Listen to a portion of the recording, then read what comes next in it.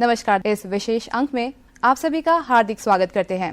आज हमारे बीच मौजूद है अरुणाचल प्रदेश की दो ऐसी बेटियां जिन्होंने सही मायने में इतिहास रचा है। मौजूद है वो आवाज जिन्हें लोग द लीगल लेडी के नाम से जानते हैं। सुप्रीम कोर्ट की lawyer, empower she welfare foundation की फाउंडर और नेशनल एंटी डोपिंग एजेंसी की काउंसिल, जिन्होंने दुबई से लेकर वियतनाम तक महिला सशक्तिकरण की नई परिभाषा लिखी है। Madam Jyoti Jonglujoo, to correct advocate Jyoti Jonglujoo, आपका बहुत बहुत स्वागत है। और साथ ही मौजूद है मसल ऑल और विल पावर का एक नया बेंच मार्क जिन्होंने सेट किया है। साउथ एशियन और एशियन चैंपियनशिप्स की गोल्ड मेडलिस्ट और अब स्पोर्ट्स अथॉरिटी ऑफ अरुणाचल में नए चैंपियंस तराशने वाली मैडम हिलांग याजिक, आपका भी बहुत बहुत स्वागत है। Thank you. हिलांग मैम और ज्योति मैम, आप दोनों की जर्नी लगभग सेम ही है। आपने अरुणाचल से लेकर इंटरनेशनल स्टेज तक के सफर तय किया है। तो सबसे पहले ज्योति मैम, हम आपसे ही जानना चाहेंगे कि यहाँ से सुप्रीम कोर्ट का सफर कब, कहाँ और कैसे शुरू हुआ? मैंने अपना जो ग्रेजुएशन है वो दिल्ली से किया है एंड मास्टर LLM सब कुछ मैंने दिल्ली से किया है।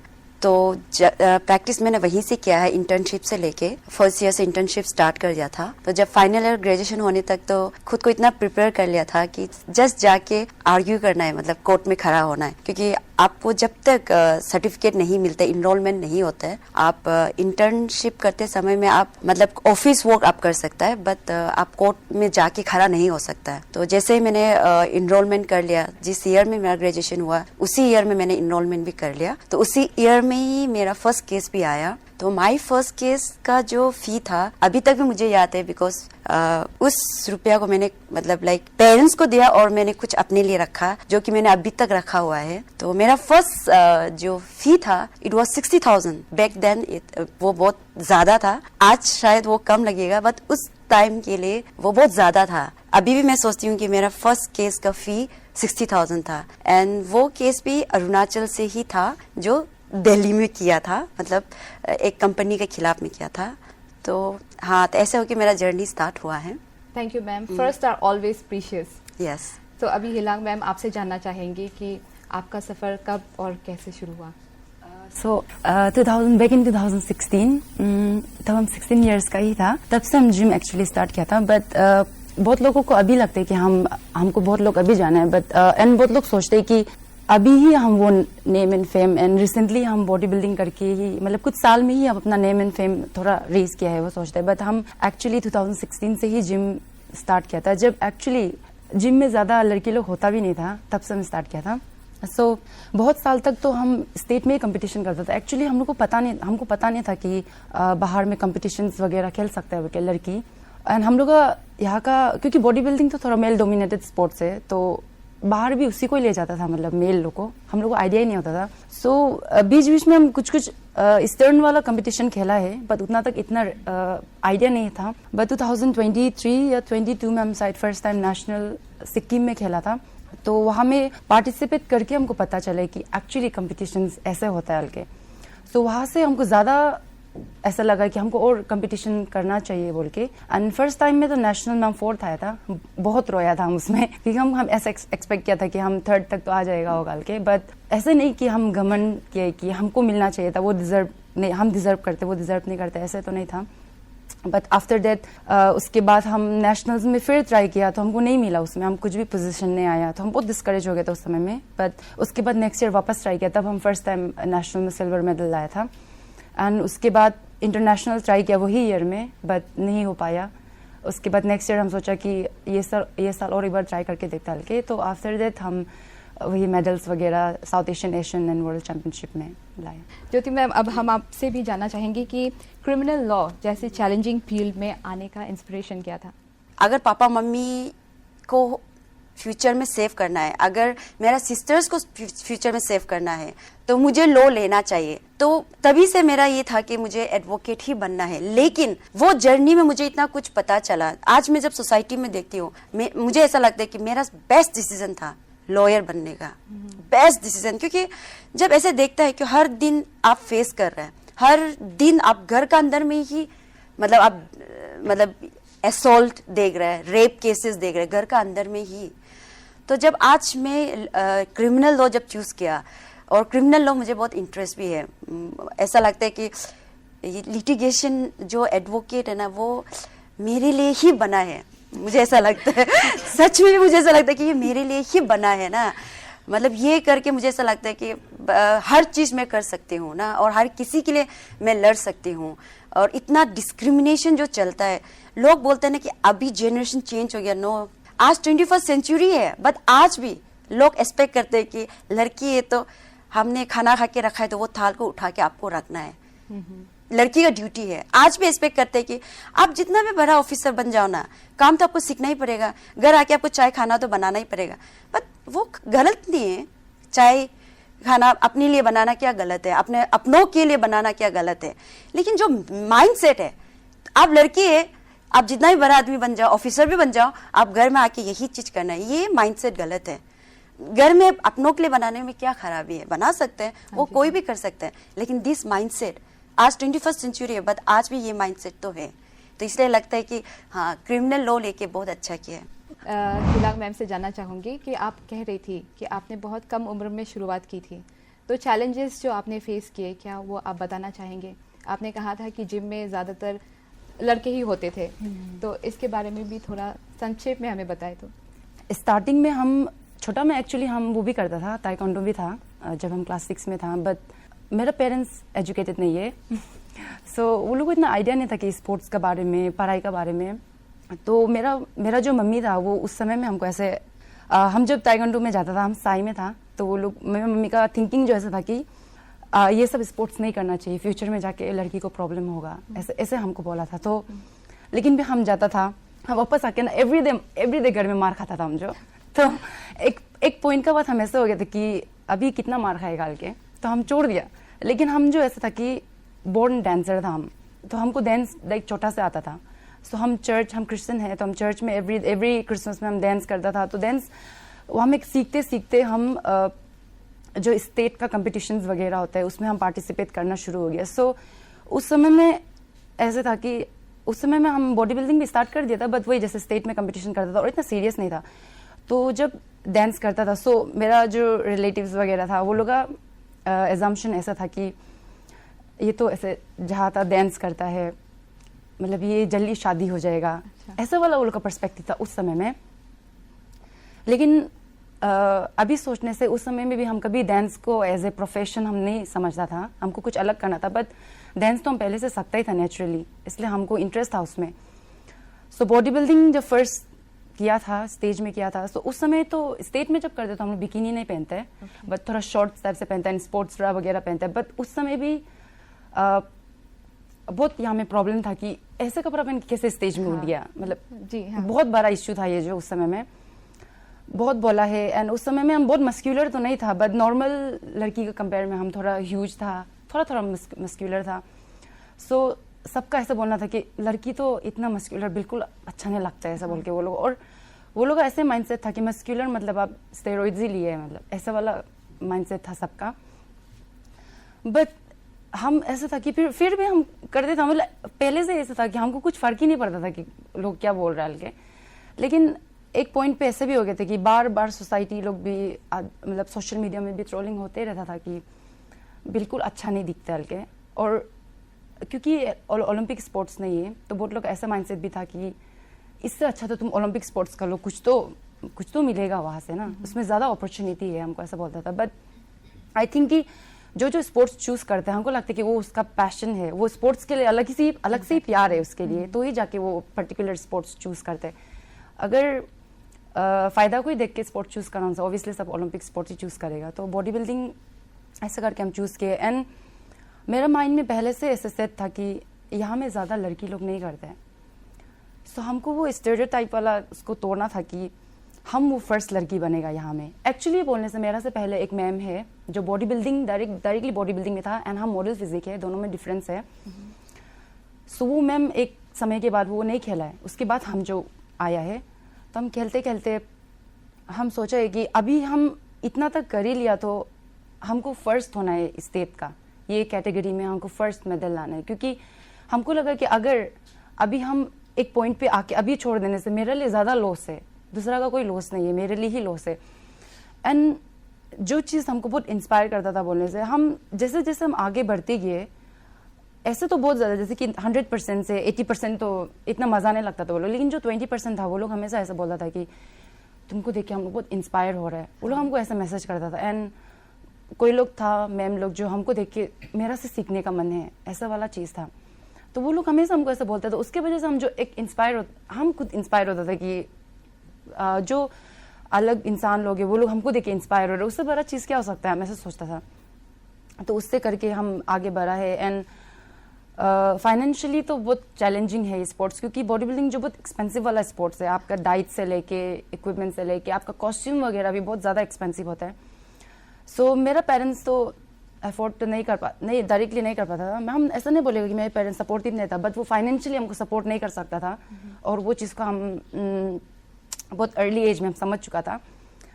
तो ऐसा करके बट जब हम जिम में ट्रेन करता था, हम एक्चुअली जुम्बा टीचर भी था, आफ्टर दैट हम ट्रेन करता था, तो हमको ऐसे वाला मैम लोग, मेरा क्लाइंट्स लोग मिला ना, जो हमको वो लोग इतना सपोर्टिव था मेरे लिए। तो हम ऐसा नहीं बोलेगा कि फर्स्ट जब इंटरनेशनल हम कंपटीशन किए हमको मेरा फैमिली लोग सपोर्ट किया, हम बोलेगा कि मेरा क्लाइंट लोग हमको सपोर्ट किए। ऐसा था कि फर्स्ट टाइम जा रहे तो मैम लोग थोड़ा थोड़ा डोनेशन करके, उस समय में गवर्नमेंट का ऐसा सपोर्ट ऐसे भी हम नहीं लिए, क्योंकि हमको भी इतना आइडिया नहीं था, तो मैम लोग ऐसा करके भेजा है।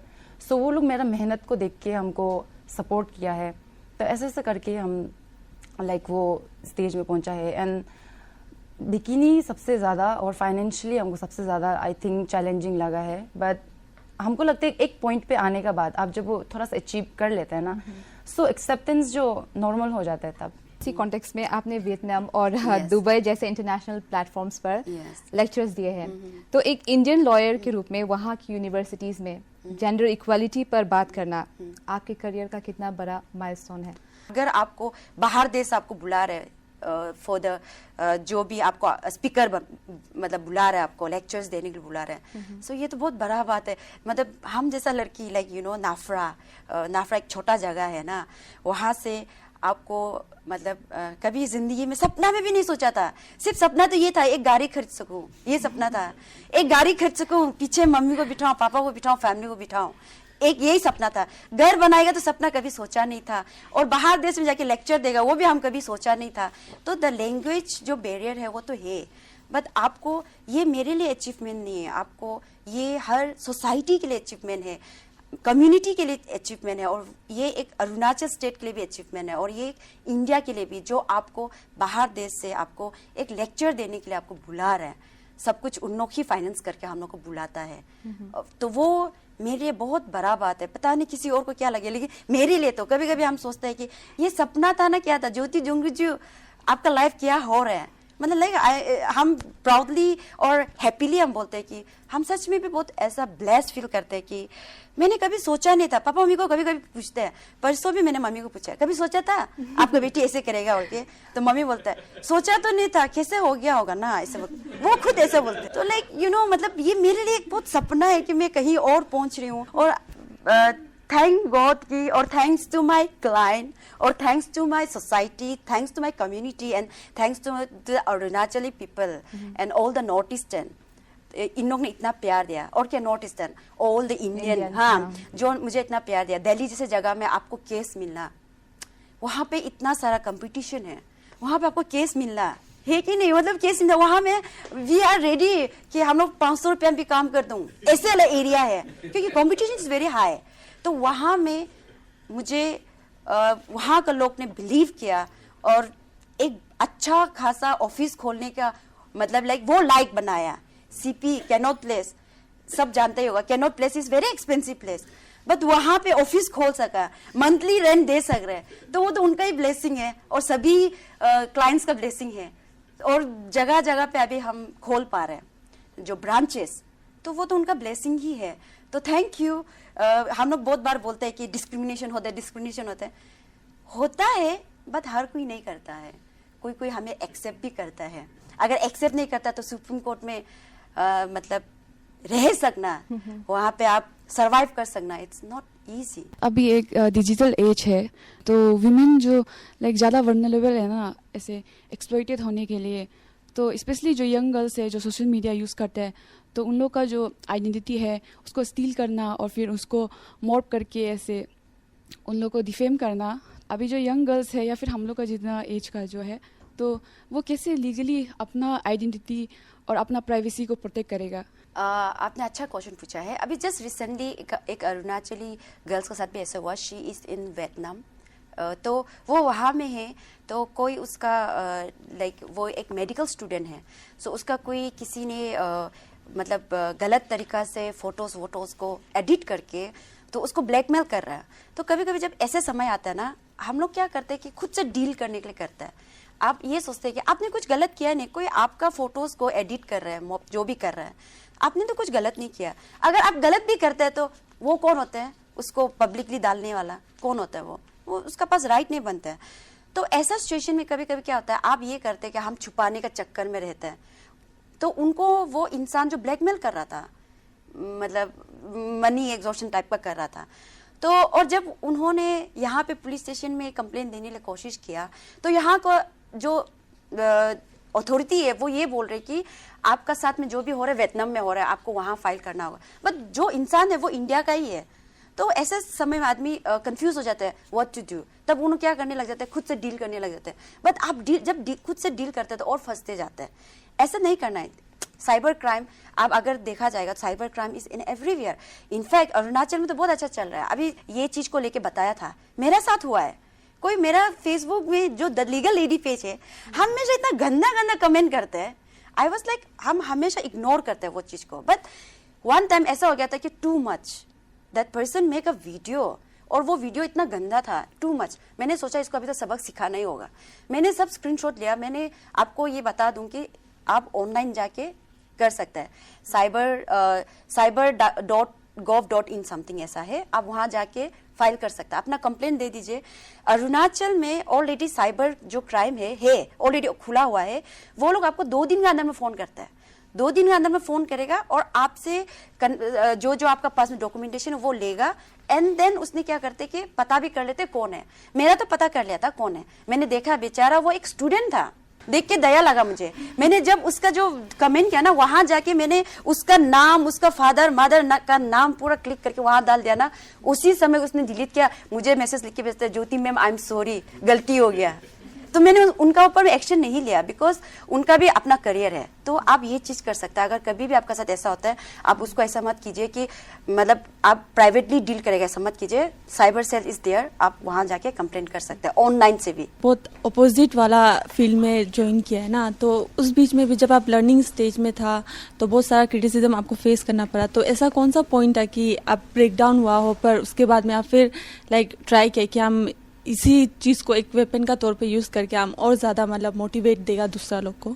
हमको लगती है क्रिटिसिज्म आपको मिलेगा ही मिलेगा, जैसे भी आप आगे बढ़ो मत बढ़ो मिलेगा। आगे बढ़ने से थोड़ा कम मिलेगा, नहीं बढ़ने से और ज्यादा मिलेगा ऐसे।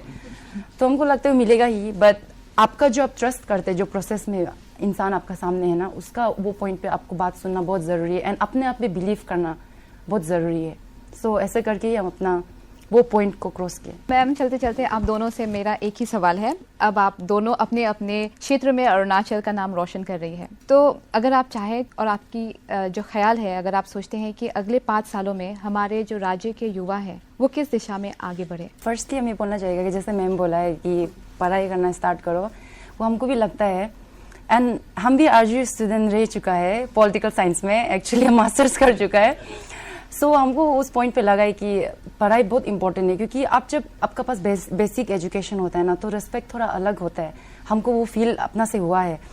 सो हम बोलेगा कि पढ़ाई तो होना ही चाहिए। एंड हमको लगता है कि ये जो हम लोग का जनरेशन है उसको हम लोग को सुनना चाहिए, इस युवा को ना? हाँ, हम लोग का जो जनरेशन यूथ है उनको सुनना चाहिए एंड उसको सपोर्ट करना चाहिए। और हम लोग को जो हम लोग एक साथ इकट्ठे स्टैंड टुगेदर होना चाहिए, क्योंकि जो ये इक्वालिटी है ये एक फेवर नहीं है, बट ये एक रिस्पॉन्सिबिलिटी है, जैसे मैम ने बोले।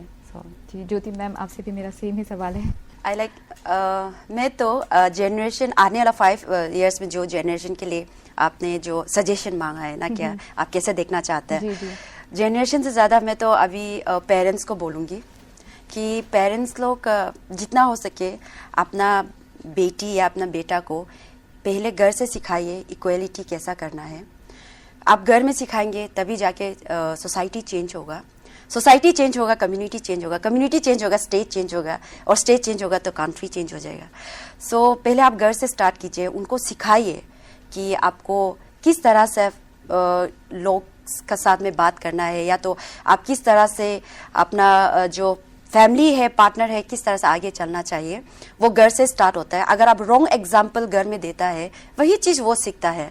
तो रेस्पेक्ट है, और जो भी एक इंटेलेक्चुअल वाला जो थॉट्स होता है, और जो आने वाला जनरेशन होता है, आने वाला उसका फ्यूचर होता है, वो आपका घर से ही स्टार्ट होता है। अगर आप घर में एक अपना क्या बोलते हैं, मतलब बेटी का साथ में मिसबिहेव करेगा, या तो अपना बीवी का साथ मिसबिहेव करेगा, आपका बेटा वही सीखेगा, आपका बेटा का जनरेशन भी वही चलेगा।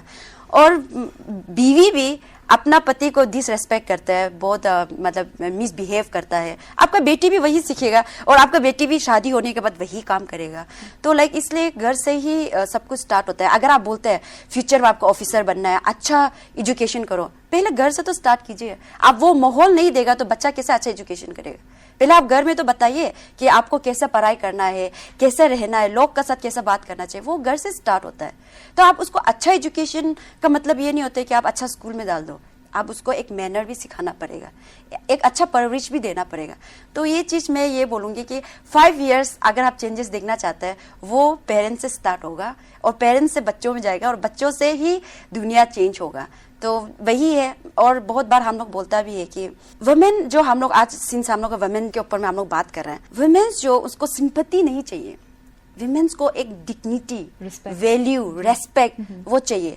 But the question is, are we ready for that?